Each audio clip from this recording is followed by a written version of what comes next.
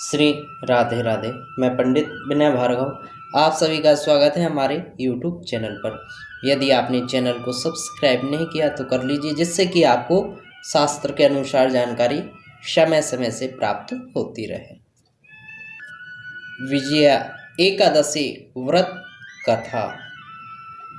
वक्रतुंड महाकाय सूर्यकोटि समप्रभा निर्विघ्नं कुरु मे देव सर्वकार्येषु सर्वदा।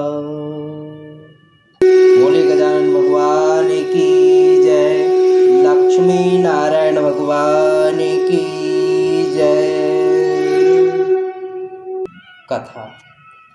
एक दिन युधिष्ठिर ने भगवान श्री कृष्णचंद्र जी महाराज से पूछा, हे प्रभु, फाल्गुन माह के कृष्ण पक्ष की एकादशी का क्या नाम है और उसके करने की क्या विधि है, सो आप कृपा करके कहिए। श्री कृष्णचंद्र जी महाराज ने कहा, हे धर्मराज, फाल्गुन माह के कृष्ण पक्ष की एकादशी का नाम विजया एकादशी है।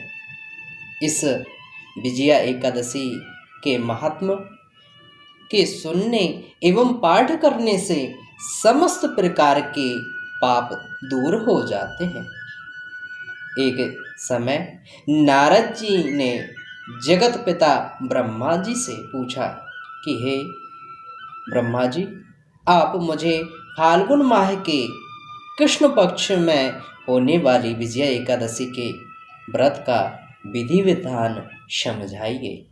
ब्रह्मा जी ने कहा, हे नारद, यह विजया एकादशी का व्रत समस्त पापों को नष्ट करने वाला है।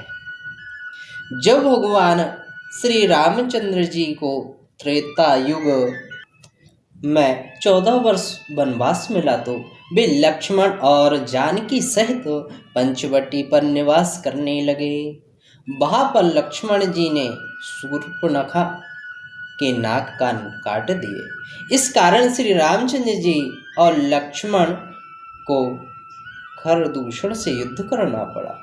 तत्पश्चात रावण ने उनसे बदला लेने का निश्चय कर मारीच को स्वर्ण मृग बना करके पंचवटी पर भेजा और राम लक्ष्मण को धोखा देकर के पंचवटी से दूर ले गया तथा स्वयं ने साधु रूप बनाकर छल से माता जानकी जी का हरण कर लिया।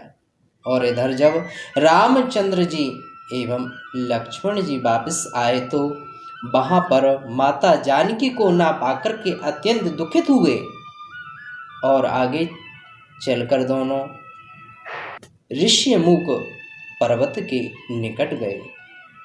वहां पर उनकी भेंट हनुमान जी महाराज से हुई। तब भगवान ने सुग्रीव से मित्रता कर बाली का वध किया। पवन पुत्र श्री हनुमान जी द्वारा सीता माता की खोज करने पर श्री रामचंद्र जी को उनका पूरा समाचार प्राप्त हुआ। तब भगवान श्री रामचंद्र जी ने वानर भालुओं की सेना बना करके लंका पर चढ़ाई करने का विचार किया, किंतु मार्ग में समुद्र होने के कारण पार जाना असंभव था।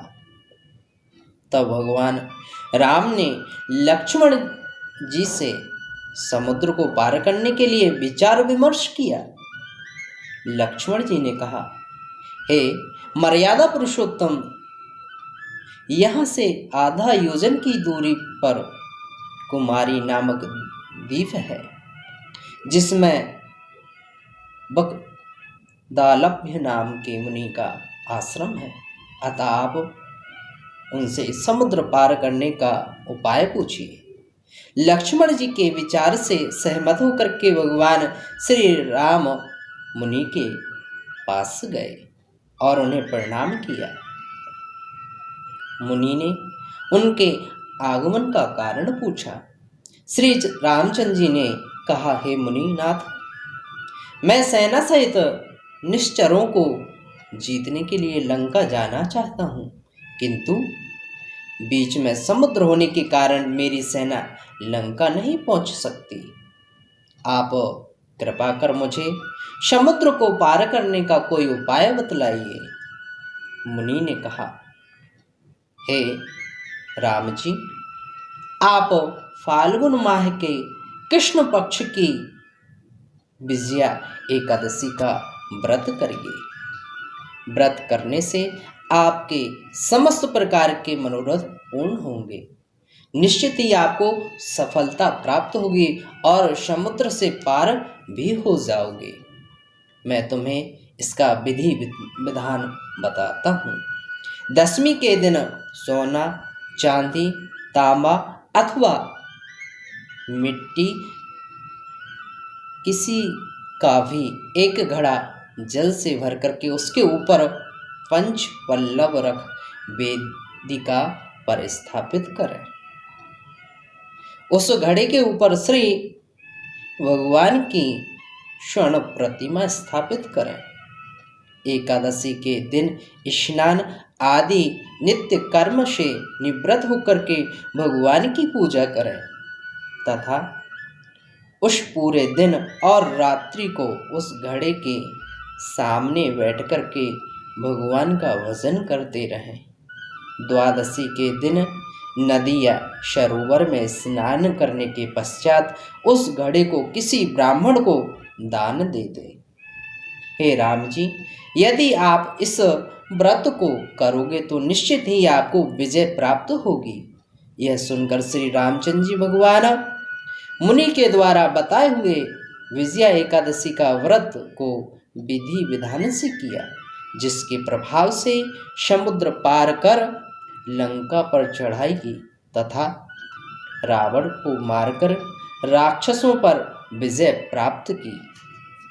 हे राजन, जो मनुष्य इस विजया एकादशी के व्रत को करता है उसके समस्त प्रकार के मनोरथ पूर्ण होते हैं, उसे दोनों लोकों में विजय प्राप्त होती है। इस प्रकार से श्रद्धा भक्ति भाव के साथ श्री हरि लक्ष्मी नारायण का पूजन करें। निश्चित ही लक्ष्मी नारायण भगवान की कृपा प्राप्त होगी। समस्त प्रकार के पाप नष्ट हो जाते हैं। इस प्रकार से विजया एकादशी का व्रत करें, कथा का श्रवण करें, रसपान करें। श्री राधे राधे।